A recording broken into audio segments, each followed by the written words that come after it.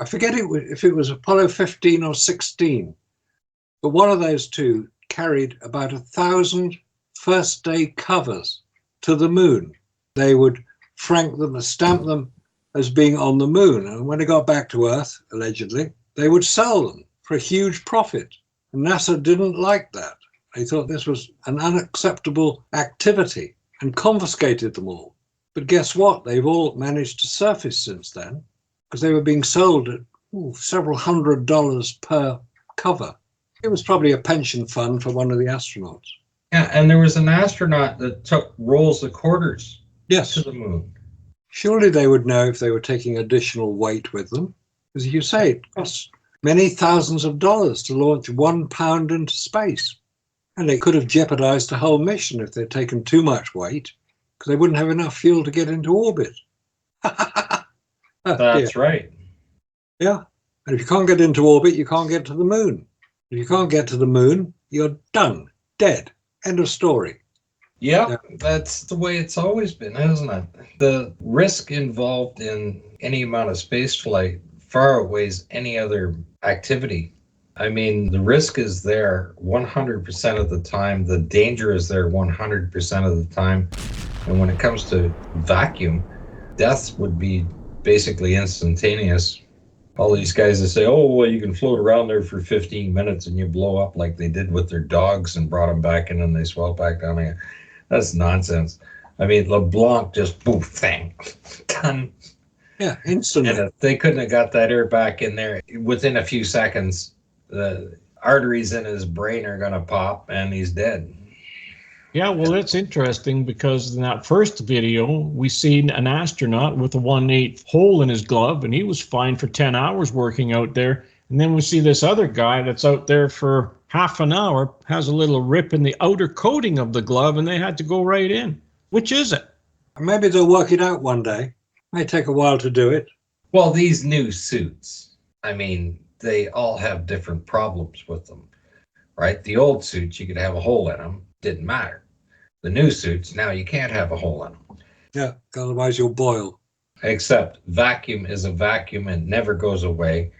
It's omnipresent danger, and the slightest little thing is going to take you out. If there's a mistake in just the way something was assembled, you lose a seal. Just going in and out through an airlock. I mean, if the thing doesn't seal, you don't have a hell of a lot of time left. I don't care how much backup oxygen and stuff you have on board, it's going out the door. Straight out the door. Yeah. I mean, even if it's a small leak, you're just down to a few hours. Doesn't matter how you try and keep that up. And of course, before you run out of oxygen, the air pressure is going to get low enough that you're dead anyway. That's just one problem.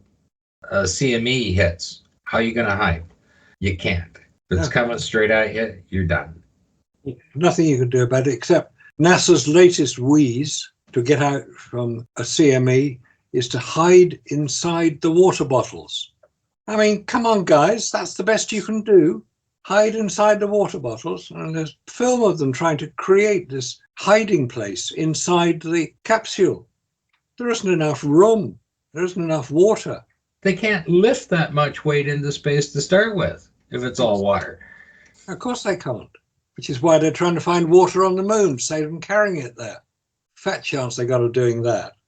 Well, like I said, they can run over to the Apollo 17 flag and ring it out. Yep, they can. If it's still there. Well, it's not on the moon. It's a Flagstaff, so. In any vacuum, it will evaporate. I think they should update their museums and make sure the flag is wet on the display. Matches the photograph. Yeah, they won't do that because people might say, what's that water doing on the flag? It's supposed to be in space. It's a vacuum. It wouldn't be there. Oh, Most dear. people don't know. If they saw it, they wouldn't recognize it as being a problem. And we even have that under the comments. Like, well, so what, the flag's what? What's the problem? God, what? Oh, dear.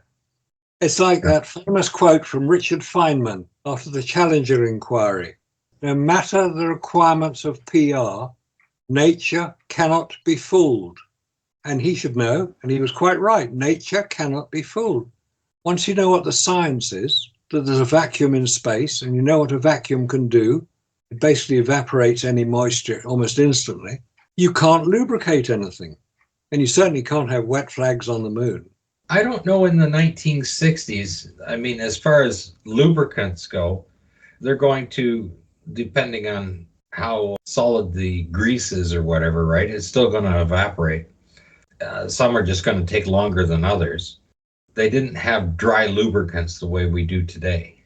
We have graphite, which is a dry lubricant. They could have used those on bearings, like on the rover bearings on the thing, the transmission for the engines. They could have used dry lubricant in there because they're only going to run for a short period of time and then they're just going to leave it there. And they're not running at high speed. It's 12 miles an hour. I don't know if you could use a dry lubricant in a camera. Probably debatable. But if they had used a dry lubricant, they would have told us by now. But they haven't told us. No, you could use talc as well. Yeah. Talc and graphite are dry lubricants, but inside a camera, floating around in space, that stuff would probably get everywhere inside the camera. Well, you're weightless, so it's going to get on everything. You'd have to make it stick, and that means you have to have moisture to it to make it stick.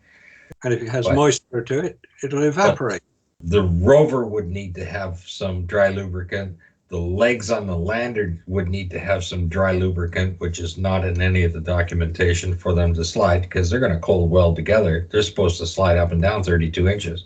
And they've updated the file on at least 4 or 5 times just on those legs alone and still don't get it right. They put bushings in there now and everything else, and they went from 2 honeycomb things to crush to 3. And then on the secondary stage, they made it go both directions. So they put a rod in it so it couldn't crush either direction, right? Except when they keep forgetting, when they crush out, that's where it's going to stay. Yeah, of course it is. You can't have a rod inside a collapsible tube and not have it appear somewhere. Yeah, all of those things could have used that, but I've never seen any documentation on dry lubricants for any of the equipment, not even the newer stuff. You look at the testing from Joyce Deaver on all of the different lubricants and caulkings and everything else and window seals that they put in the chamber to see how they dry out. Most of them failed by 10 to the minus 3. They couldn't take 6. There's some tape called Tapcon or something that can get close to that, but they're out in minus 11, so it's not going to work out there anyway.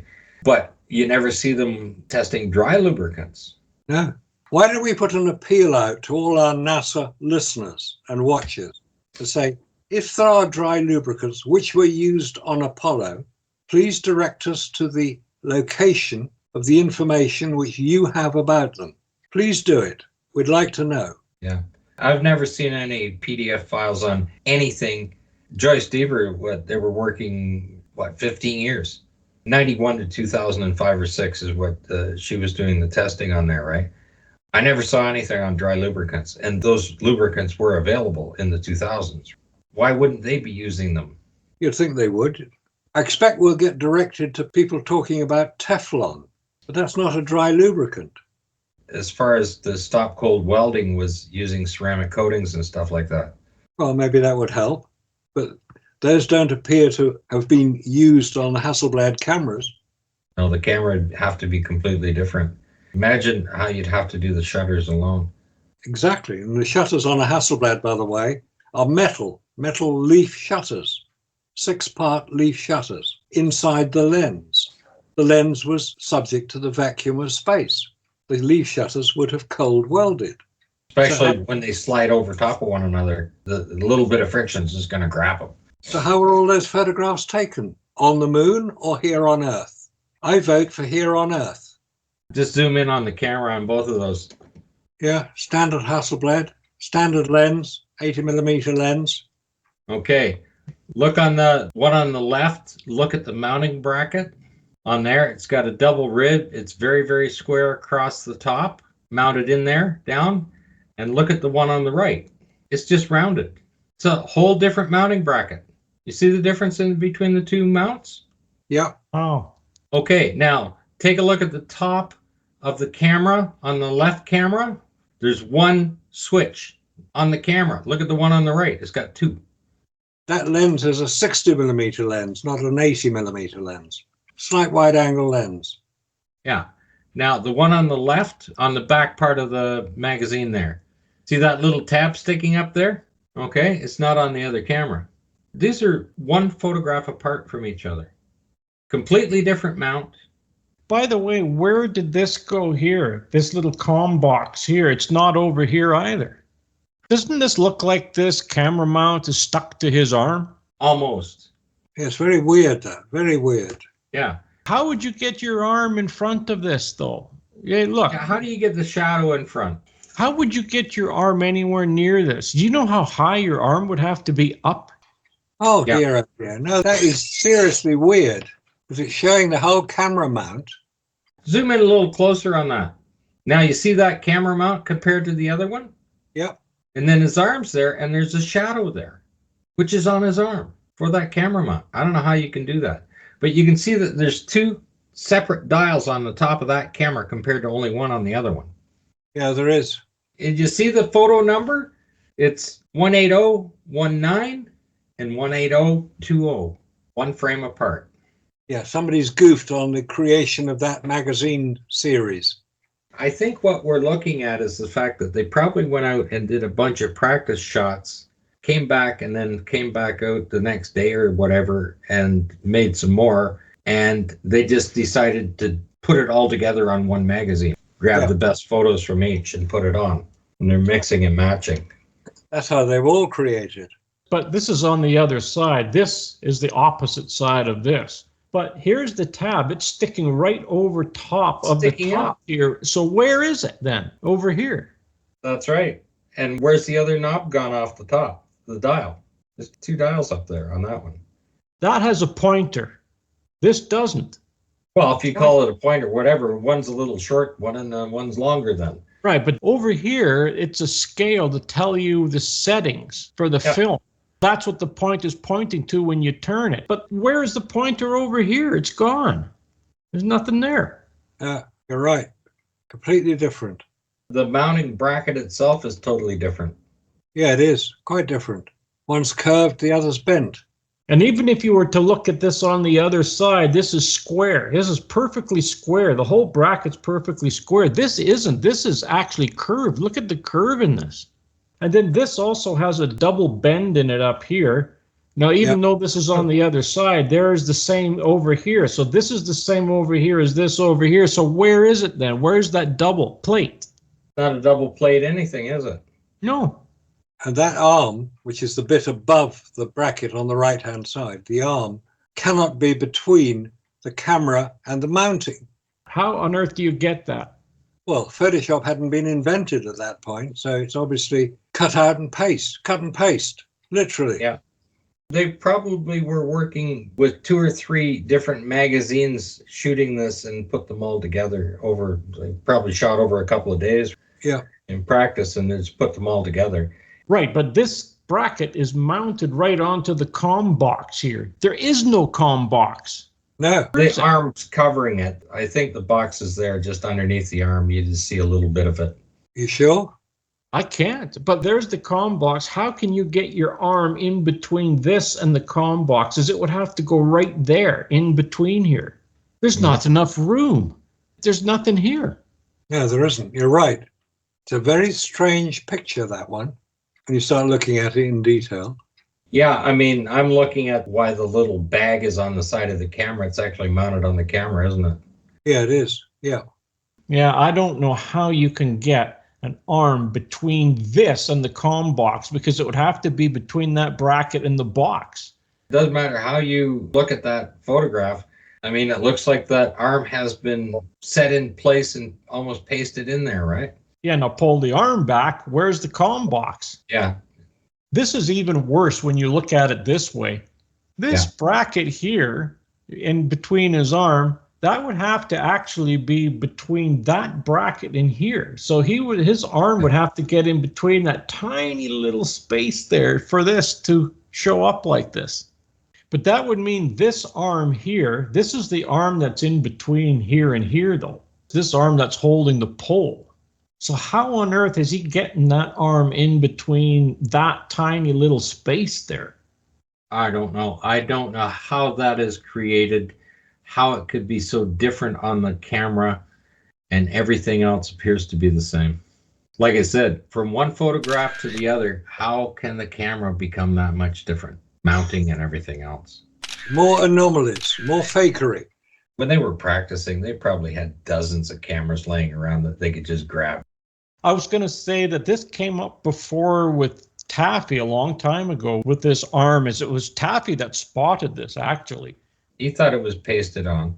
Yeah, he thought it was pasted on, and people were saying, oh, no, like Bertie Slack was saying, well, no, if you look really closely at the bottom, you can actually see the box to where that's attached to.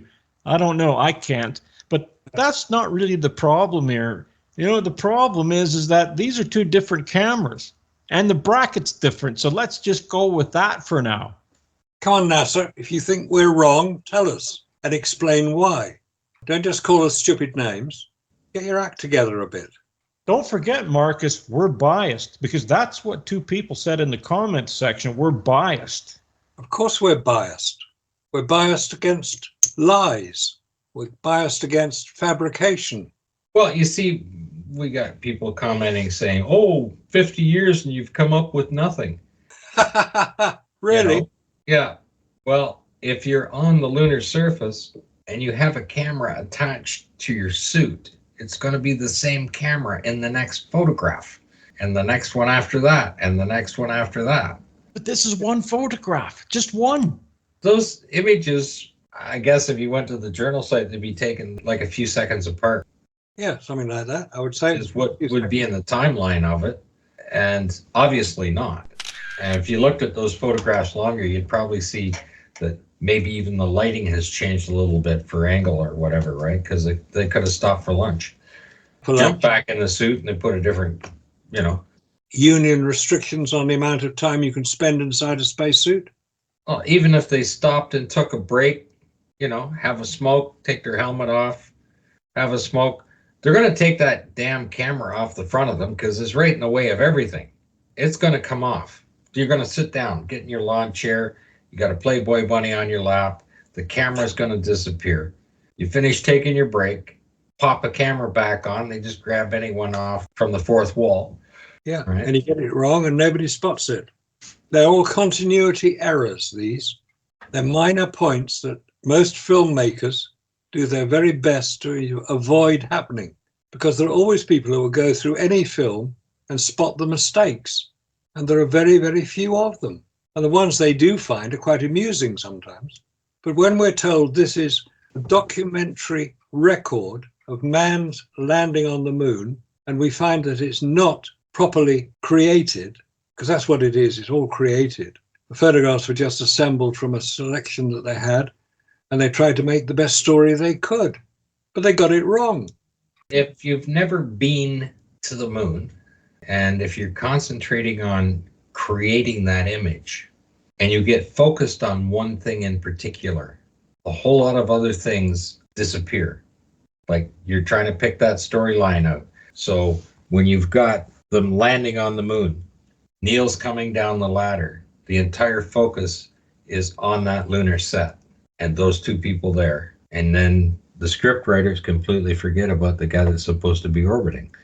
And they did that 6 times. And I don't know how many times I've brought this up. Nobody comments about it because it's not in the transcripts. They can't add it to the transcripts. They can't add communication to the transcripts on it because every second is accounted for. So they have to deny it happened. You can't tell me that they just forgot about a guy for 3 days.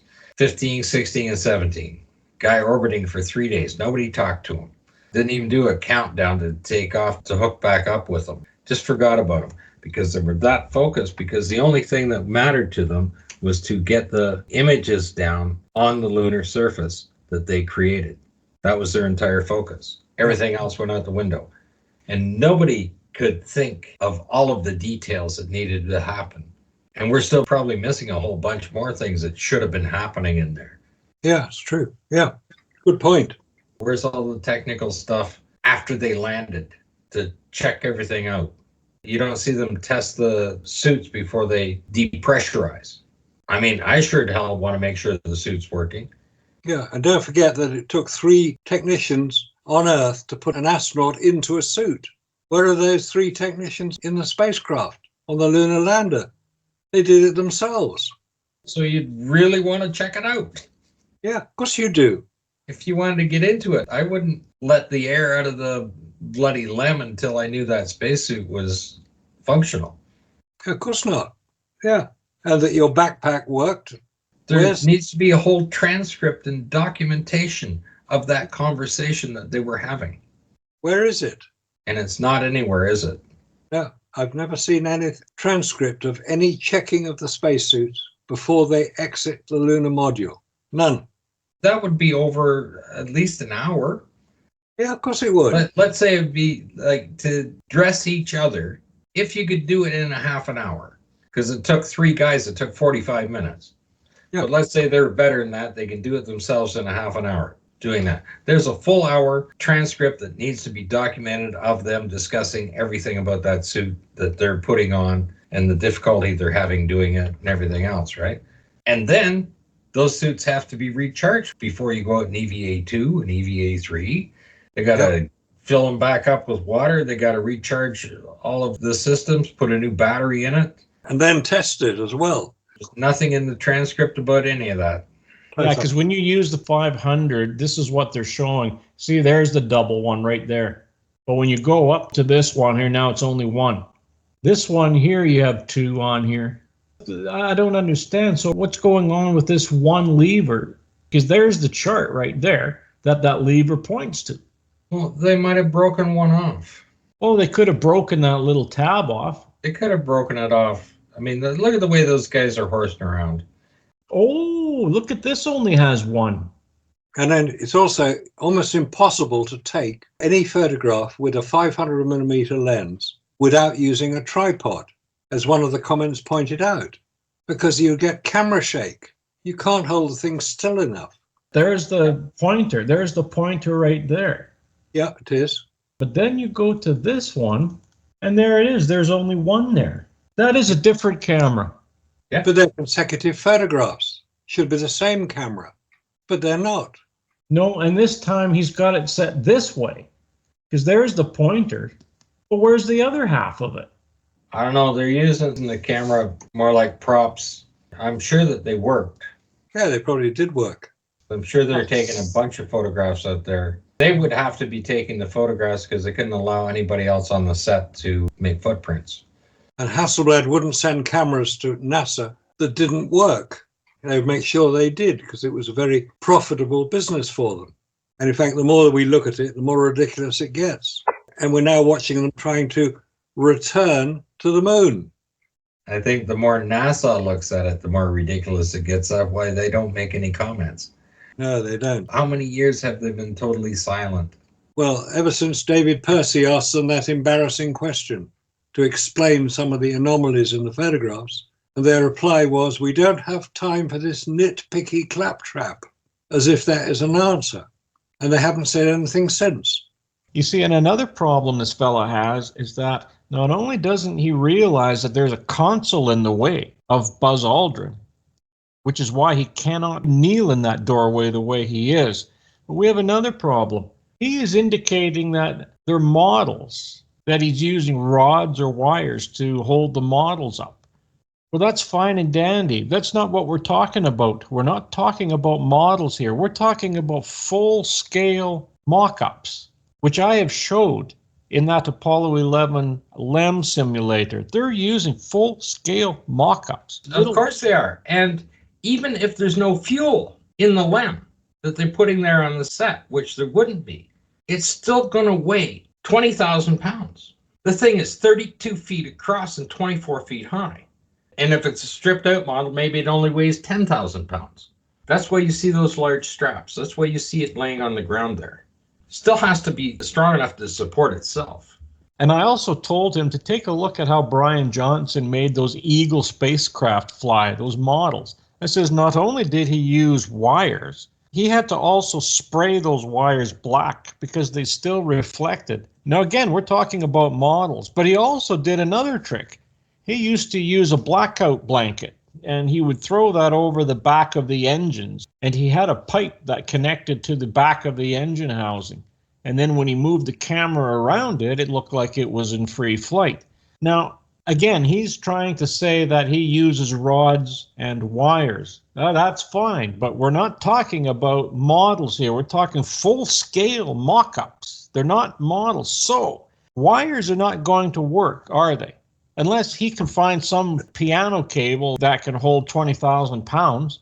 Well, the thing is the straps that are holding this machine are not physically in the shot. Funny thing is, though, they are in the shot, because in Apollo 15, you can see the shadow of the strap flapping. So there is a strap there, but is that a piece of the same one that's laying on the ground? No, that's probably a control strap on the side to hold it from wandering side to side.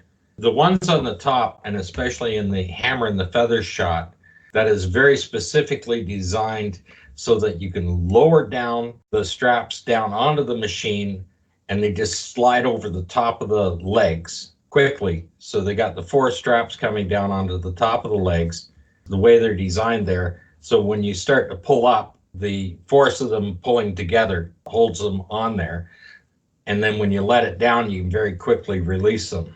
But the thing is, in the comment section, we always get accused of lying, or we get accused of not having any professors or PhDs or anybody that has the experience. And yet we do. We have Bill Demos. He is the Bachelor of Science with honors, physics department.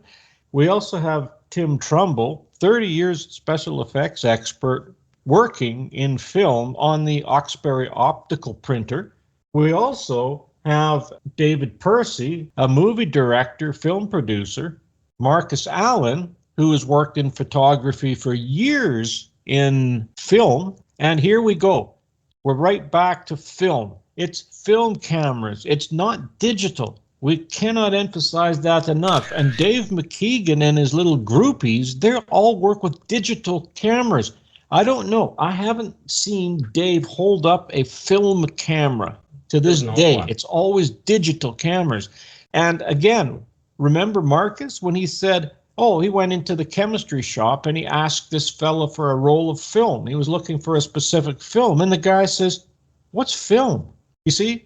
So these guys don't know what film is because they haven't grown up with it. They don't know what it is. All they know is digital. So we have to keep going back to the same thing. It's film. It's chemical. We're talking a chemical procedure here. This is not digital. And no matter how many times you tell these guys that, it goes right over their heads. The same thing going back to these models. It's not models. We're not talking miniature models here. We're talking about full-scale mock-ups. And that's the difference. That's why they made it look so real, because they were using all close to real craft when they were doing it. If they were using little models, why the hell would NASA have a 600-foot-long by 300-foot-long gantry crane that lifts 180 feet in the air? Yeah, but not just that one. Look at the Apollo simulator. Look at the other ones for the Gemini simulators.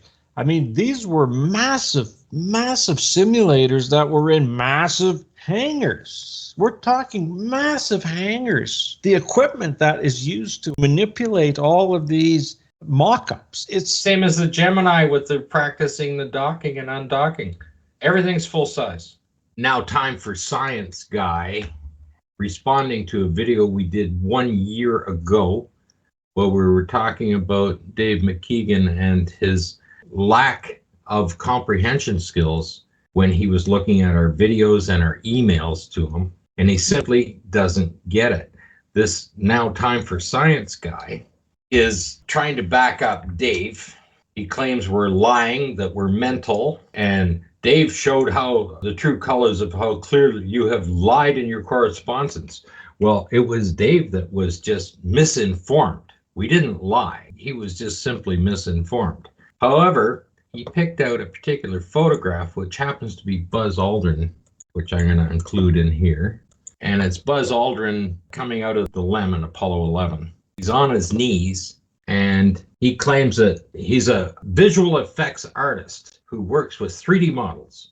And he looked at the photograph and he said there's absolutely no reason why Buzz couldn't be standing or kneeling in the door frame. But what he doesn't understand is he didn't look at the rest of what we had done, showing that the console is on the inside of that machine and that Buzz could not be standing there. You can't have two objects occupying the same space. All he's looking at is the outside on the photograph. He has to realize that the inside of this machine is supposed to have a lot of hardware in it, and obviously this one doesn't, because Buzz has his PLSS is right up against the door frame, and there's an entire console there that exceeds in there more than a foot, only 1 inch above that door frame. He just doesn't get it. Now it's time for science guy, says he's a 3D modeling effects.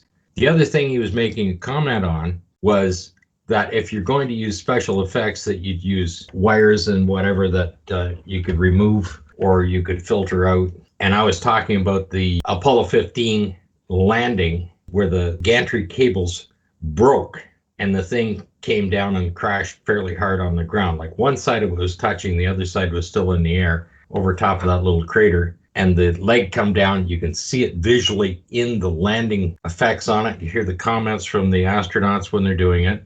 And the strap is visible in the photograph of the hammer and the feather. It's there laying on the ground. There's no way a strap of that size. I mean, that thing probably holds 4 to 5 tons, that particular strap laying on the ground beside the hammer and the feather. It's clear to see. It's just left there. You can see the rest of the garbage and the other broken pieces that were there when that thing landed. And he's claiming, oh, they would use little tiny wires and they'd use this for the, special effects would be doing that. Well, what he doesn't realize, because he doesn't comprehend anything that we say, is that the gantry crane is holding the LEM just as they do in other practice simulations and lowering it to the ground. The camera is mounted in the window, pointed straight at the ground. The straps are not in the shot. They can be as big and heavy as they want to be because they're not physically in the shot. And I don't know, and he also claims that we have no qualifications to analyze these photographs in any way, shape, or form, other than the fact that we have with us on board not only Marcus Allen, David Percy, Bart Zabrell, Tim Trumbull, and these guys know more about film and everything else out there.